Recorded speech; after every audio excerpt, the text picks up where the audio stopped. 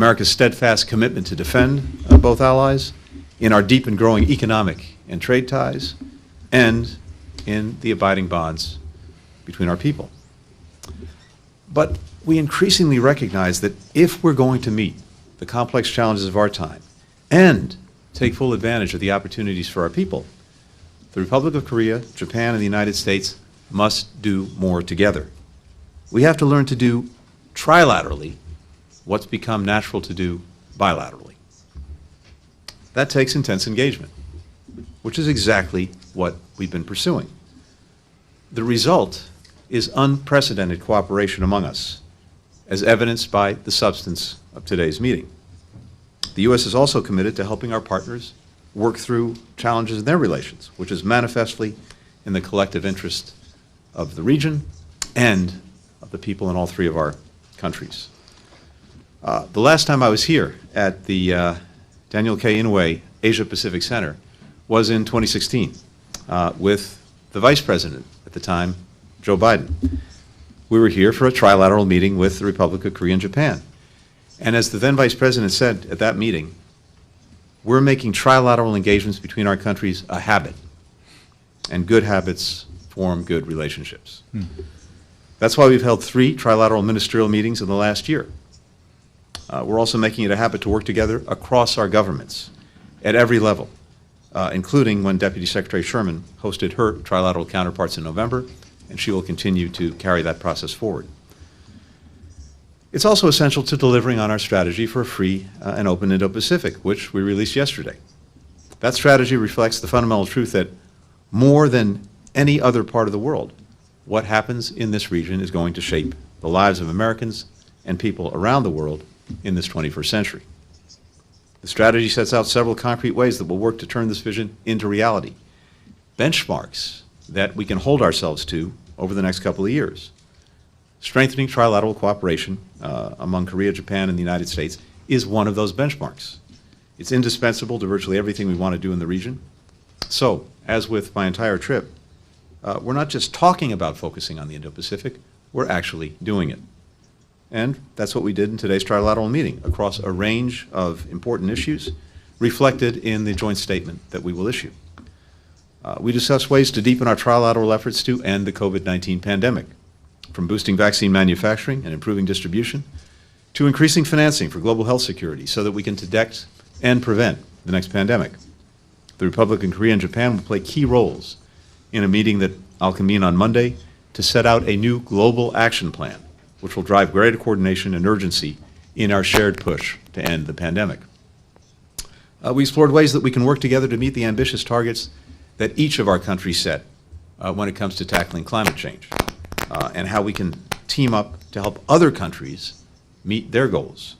That includes coordinating our investments in sustainable infrastructure and in building resilience to the inevitable changes that come from climate change.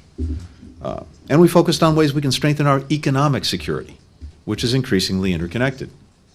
That means shoring up vulnerabilities in our supply chains that have been exposed by the pandemic, from semiconductors to critical minerals, which will also make us less reliant on suppliers who violate human rights or flout environmental standards. This also is much easier to do with 3 advanced economies than 2, or 1. Our economic security also depends on upholding the rules of the road that have enabled decades of unprecedented security for our people and prosperity across the region and around the world. This includes ensuring that our workers and businesses can compete on a fair and level playing field and protecting freedom of navigation and overflight, including in the South and East China Seas. And it includes working together to shape new norms and standards that align with our values and interests, such as in emerging technologies, which are driving big sectors of our intertwined economies and touch on virtually every aspect of the lives of our people. Finally, we discussed how to advance our shared goal of the complete denuclearization of the Korean Peninsula and finding lasting peace there. We condemn the DPRK's recent ballistic missile launches and its unlawful nuclear and ballistic programs, which are clear violations of UN Security Council resolutions. And we continue to work to find ways to hold the DPRK accountable, as we did by imposing sanctions on 8 DPRK-linked individuals and entities last month. Together with our respective special representatives on this topic, Ambassador Sung Kim, who's here, Special Representative No, Director General of Funakoshi, we discussed ways that we can deepen trilateral cooperation to deter the DPRK, limit the reach of its most dangerous weapons, defend against its provocations or use of force, and above all, keep the American, Japanese, and Korean people safe, which is our highest responsibility. I want to underscore, we have no hostile intent toward the DPRK. We remain open to dialogue without preconditions if Pyongyang chooses that path. Before I turn to my colleagues, and with their indulgence, let me give a brief update on the crisis in Ukraine, which we also discussed at some length in today's meetings. I spoke by phone last night with Russian Foreign Minister Lavrov, where I raised our serious concerns that Moscow may be considering launching a military attack against Ukraine in the coming days. I made clear, as President Biden did today in his conversation with President Putin, that a diplomatic path to resolving this crisis, a crisis created by the unprovoked massing of Russian forces all around Ukraine, that diplomatic path remains open. The way for Moscow to show that it wants to pursue that path is simple. It should de-escalate rather than escalate.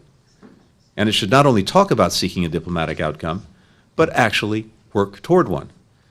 On our call, Foreign Minister Lavrov said that Russians are working on a response to the paper that we sent to Moscow more than 2 weeks ago, proposing concrete areas for discussion.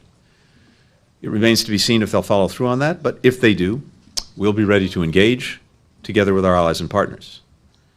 I also underscored that if Moscow chooses the path of aggression and further invades Ukraine, the response from the United States and our allies will be swift, it will be united, it will be severe. Yesterday, we ordered the departure of most of the Americans still at the U.S. Embassy in Kyiv. The risk of Russian military action is high enough, and the threat is imminent enough, that this is the prudent thing to do. No one should be surprised if Russia instigates a provocation or incident, which it then uses to justify military action it had planned all along. A core team will remain in Ukraine with our dedicated Ukrainian colleagues as we continue to work relentlessly to resolve this crisis through deterrence and diplomacy.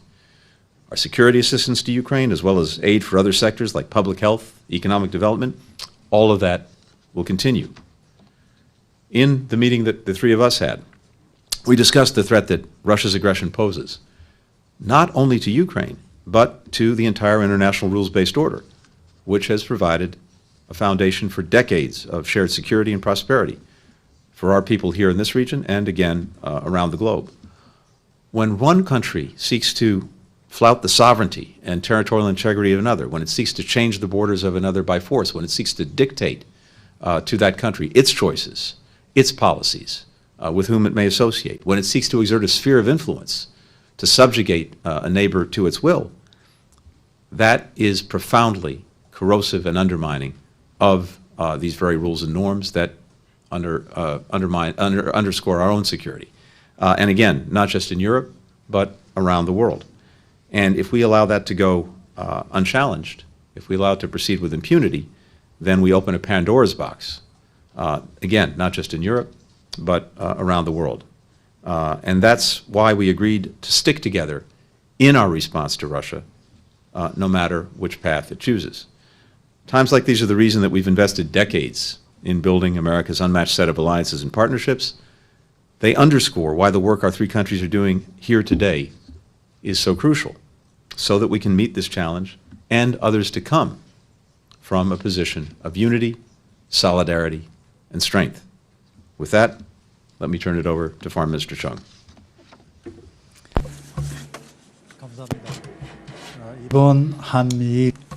Thank you. This U.S.-Japan Republic of Korea trilateral ministerial meeting has been convened successfully. I extend my sincere appreciation to Secretary Blinken and the government of the United States. The meeting was indeed highly timely, constructive and informative. We've engaged in informative exchange of information amongst ourselves.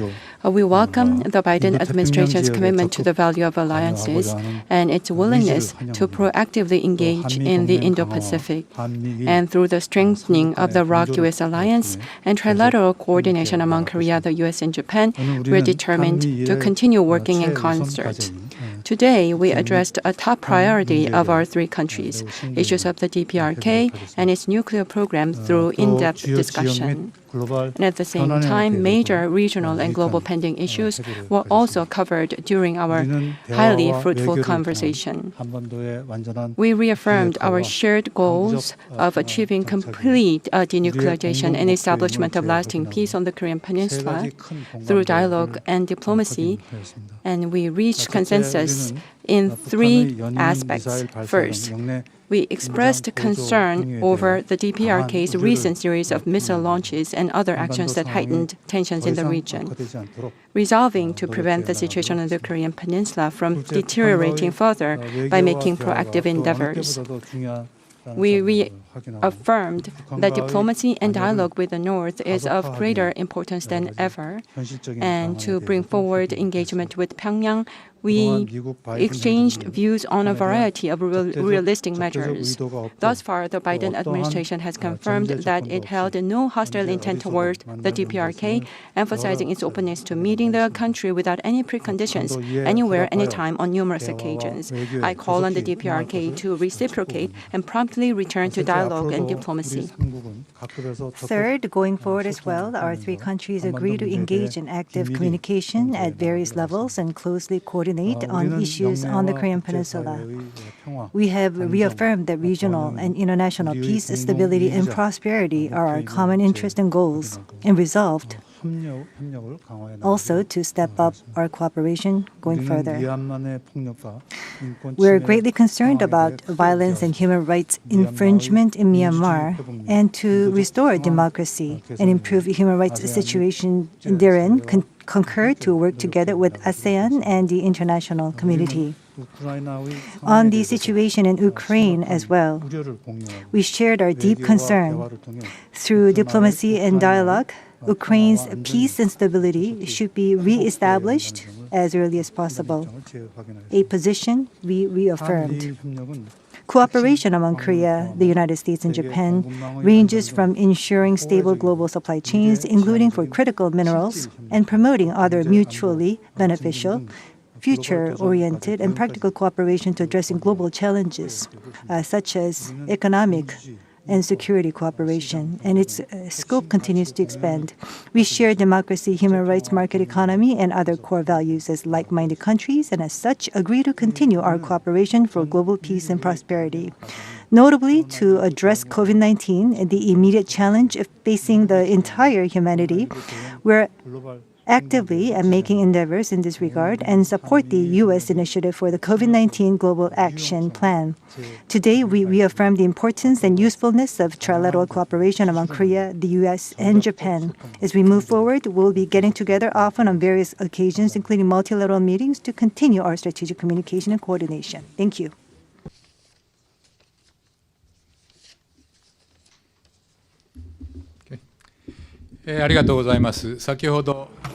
Thank you very much.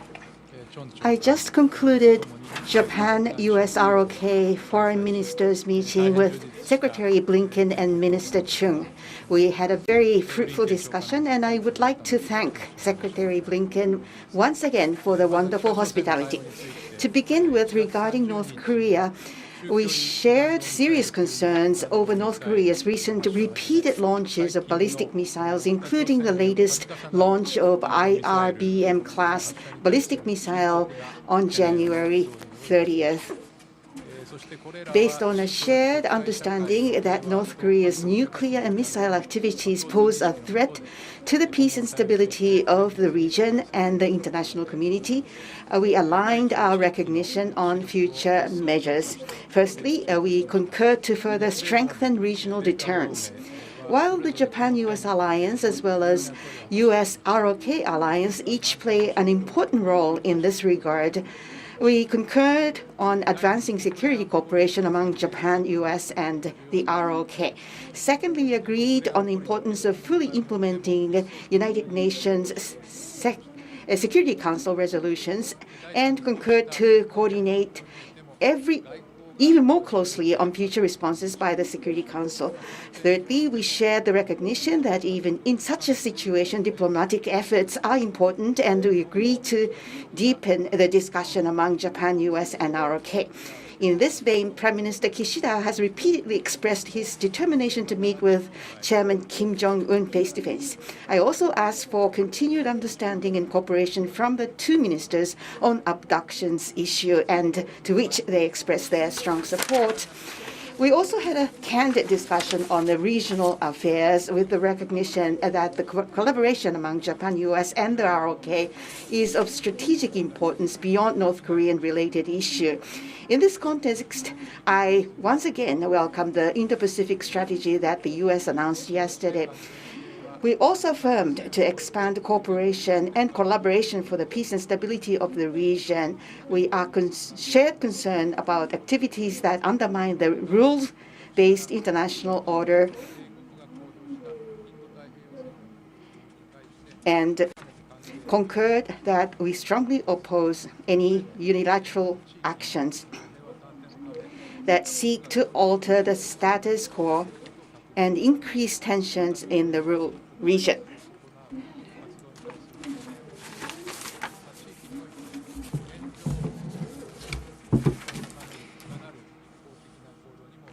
We are strongly opposed to unilateral action that seeks to alter the status quo.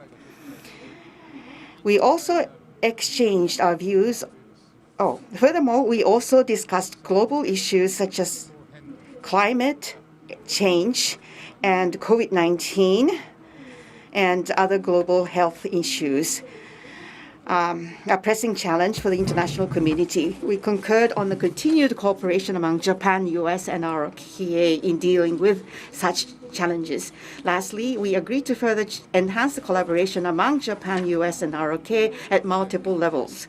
Based on today's discussion as well as joint statement we issued, I would like to work even more closely with U.S. and ROK for the peace, stability, and prosperity of the region and the international community, including dealing with North Korea. Thank you.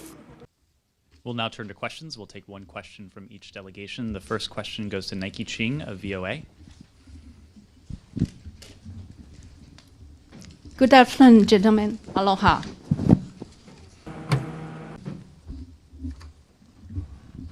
For Secretary Blinken, would the United States consider bold steps toward North Korea? And are you concerned that the disputes between Japan and South Korea over island sovereignty and historical issues are getting in the way? How close is the United States watching the presidential election in South Korea? And for Mr. Chung, do you have an assessment of North Korea leader Kim Jong-un's health? What do you think is the intention, and how do you evaluate recent missiles launches by North Korea? And for Mr. Hayashi, do you assess the result of the presidential election in South Korea may complicate a joint trilateral approach toward North Korea? And separately, if I may, on Ukraine, for both Foreign Minister Hayashi and Foreign Minister Chung, has the United States asked Japan to provide more LNG, liquefied natural gas to Europe, supplies to Europe? And are Japan and South Korea worried over the economic disruptions of a war, and what assurances have you gotten? Arigatou gozaimasu. Kamsahamnida. Thank you very much, gentlemen. Nike, thank you for the excellent multi-part, multi-person question.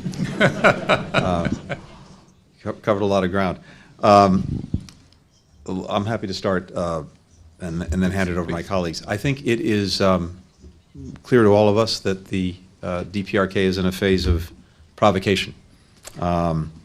We condemn the recent missile launches, violations of UN Security Council resolutions. We will continue to hold the DPRK accountable, even as we seek to engage in diplomacy. As you know, we imposed sanctions on 8 DPRK-linked individuals and entities last month, and we are very closely consulting together on further steps.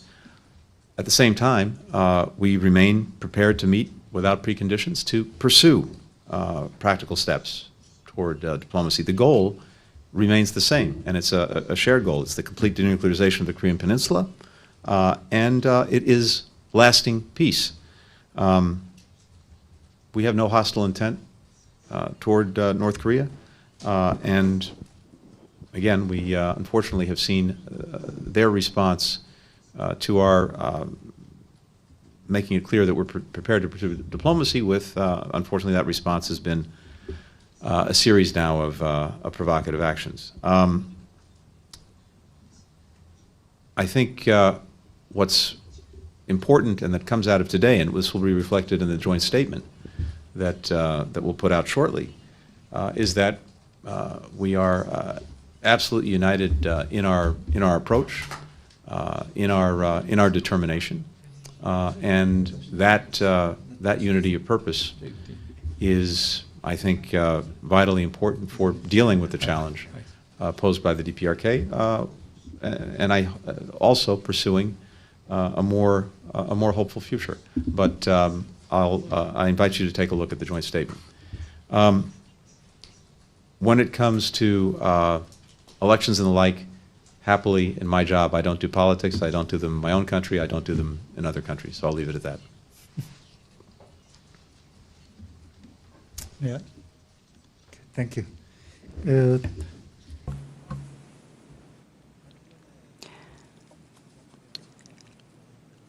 Well, there was a question regarding the relations between Korea and Japan, although the question was not directed towards myself. Regarding the Dokdo Island issue, the Korean government's position is very clear, so I do not want to repeat that view myself. But that does not have any impact whatsoever regarding our relations concerning the issue of the DPRK. In the recent month, the DPRK's test firing of ballistic missiles is a conduct that is clearly wrong. And regarding such launches, we are deeply concerned and we express the regret, and we are strongly urging North Korea to not repeat such testing. But as was just stated by Secretary Blinken, complete denuclearization and establishment of lasting peace on the Korean Peninsula, our commitment to that goal has never changed. For us to be able to achieve these shared goals, diplomacy and dialogue is a way to go for us. Our commitment to that goal and approach is also unchanged. Recently, the DPRK is making its own decisions and has been talking about the possibility of lifting its self-imposed moratorium on missile launches. We are deeply concerned about that, and I strongly urge the DPRK not to put its words into action. Concerning the situation in Ukraine, the developments have been going into the wrong direction, and regarding the support of LNG to Europe, if there are any difficulties in that regard concerning the assistance of gas supply to Europe, we are taking that matter into account proactively. I hope that through diplomacy and dialogue, we hope to see the resolution of the situation in Ukraine as well.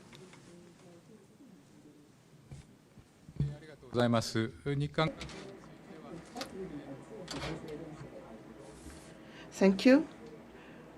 I had a frank exchange of views during the bilateral discussions and through the trilateral meeting.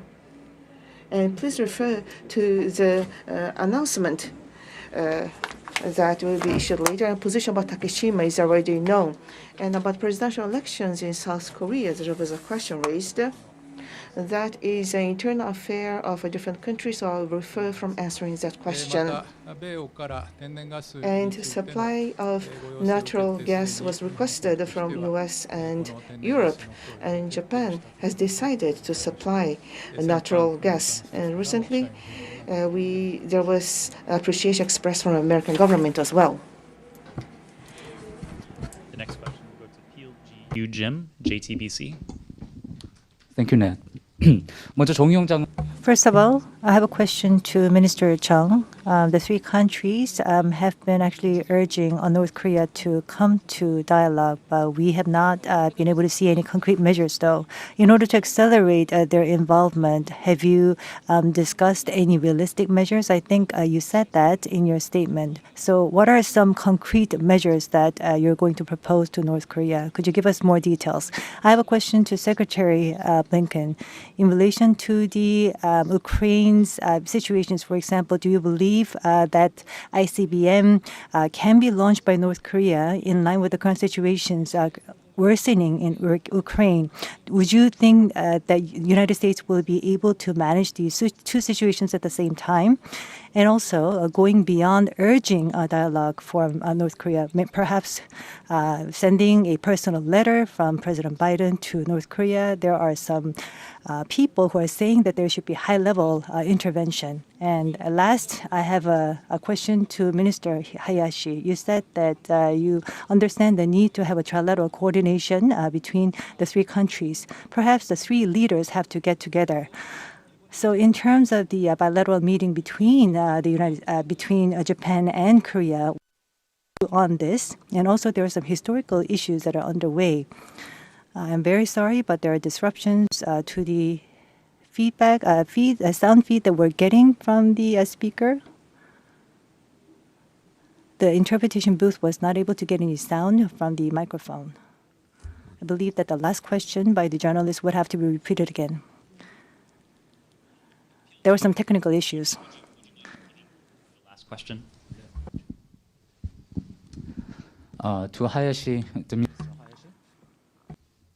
Yeah. So three countries understand the importance of trilateral cooperation. In order to emphasize and underscore that, we need to have a leader-level meeting at the highest level.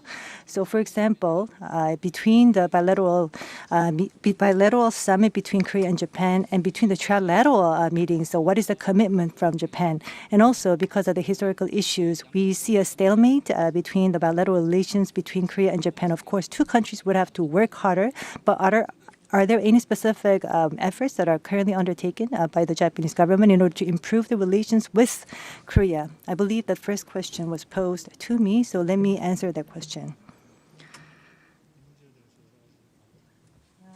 Yes, we actually discussed a lot of measures to deal with this issue, but we're unable to disclose that information at this point of time. At an opportune time in the future, I believe that information will be disclosed to the public in due course. I certainly don't rule out that North Korea could engage in further provocative actions as things are happening in other parts of the world, including in Europe with regard to Ukraine. In fact, as we've been dealing with the challenge posed by Russia's threats of aggression against Ukraine, we've, of course, had a series of missile launches and tests by North Korea that we've responded to in solidarity with our allies and partners. The bottom line is, and I think, in a sense, this week is a reasonable demonstration of that, we walk and chew gum at the same time. Even as I've spent the week in the Indo-Pacific region, in Australia, in Fiji, now here in Hawaii, working with the Quad countries, working with our partners in the Pacific Islands, and of course here today with our close allies and partners from Japan and Korea. We've also been engaged in managing the challenge that Russia is currently posing to security in Europe and Ukraine.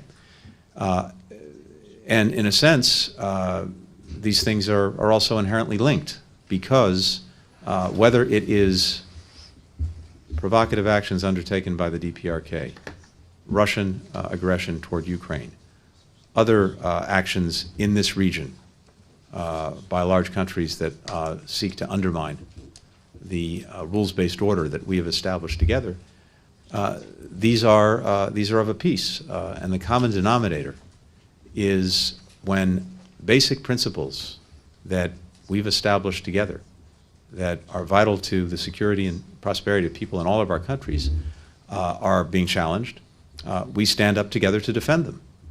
Our three countries, and again, I think this will come out in the joint statement, we have a profoundly affirmative vision for what we want to do together for the future, for the citizens of our countries and for people around the world.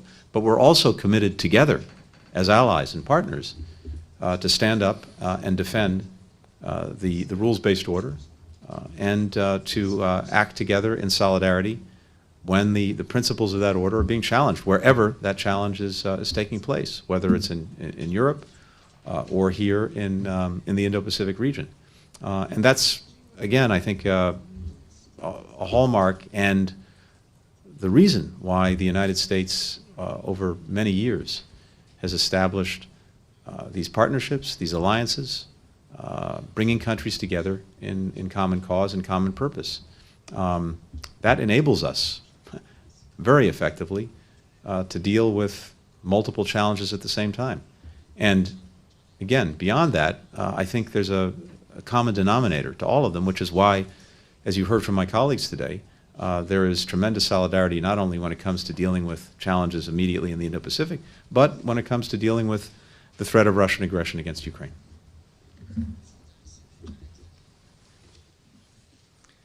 Thank you very much. Cooperation between U.S. and South Korea is essential for the peace and stability in this region. So together with the responses North Korea, we discussed about the regional situation, including China, Ukraine. We had a very good exchange of views. So going forward, for the peace and stability of the region, cooperation between the three countries should be further developed. Yes, one correction from Japanese to English interpreter. When Minister Hayashi made an initial statement, our interpreter skipped one paragraph, which reads as follows. We also exchanged our views on Ukraine. While sharing views that tensions are escalating, we confirmed our unwavering support for the sovereignty and territorial integrity of Ukraine and concurred to continued close coordination. Apology from interpreter. Thank you. Our final question will come from Yuichi Nobita from Asahi Shimbun.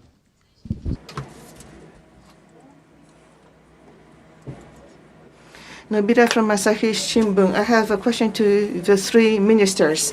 The regional stability cooperation between the three countries is important, but currently China is enhancing its advancement into the sea, and both Japan and the U.S.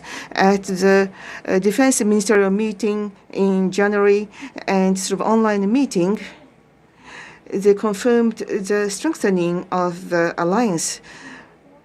And between Japan, U.S., and ROK, do you plan to take a common measure with agreement with respect to the approaches to China? And how do you think such approaches would be important? I have a question to all of you. I would, again, invite you to look at the joint statement that we'll issue shortly after this meeting comes to an end. We discussed, and I think the statement reflects, the shared concern that we have about activities that undermine the rules-based international order, as we were just discussing. We reaffirmed the desire that we share for a peaceful and stable region that would allow all countries to reach their full potential, free from coercion.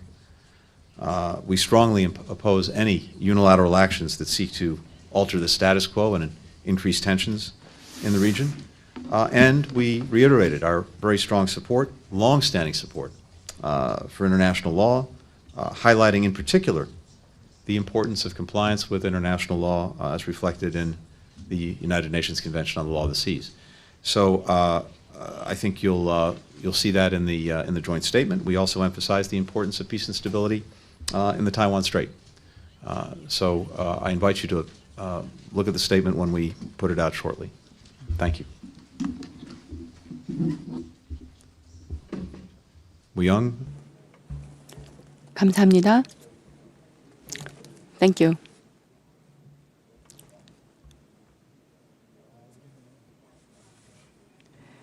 As far as we're concerned, in this Northeast Asian region, based on order,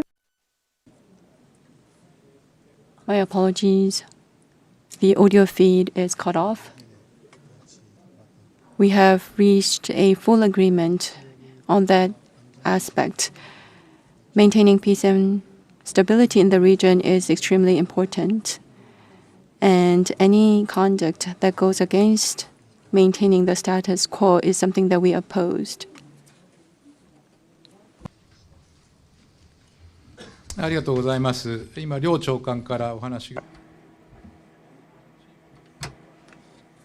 So, as was mentioned by both ministers, the three countries must expand its cooperation that was confirmed, and activities that damage international cooperation, which is made on rule, or attempts to change the status quo, and other actions of trying to enhance tension, we agree to strongly oppose such action.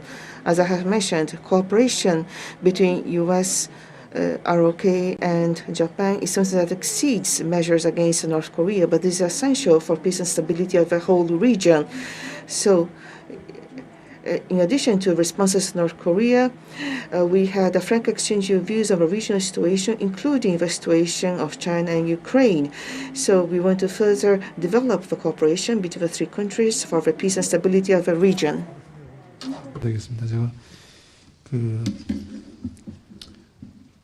규칙에 기반한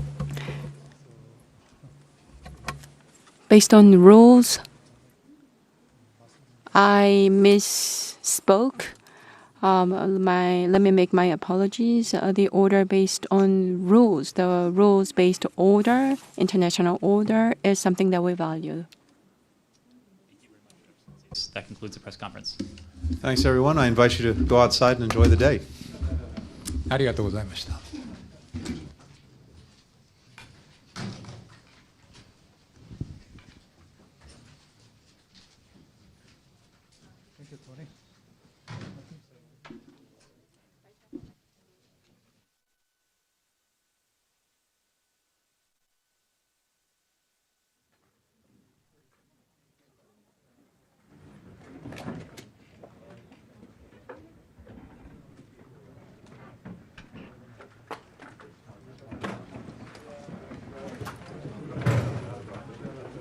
For the Korean delegation, please follow me.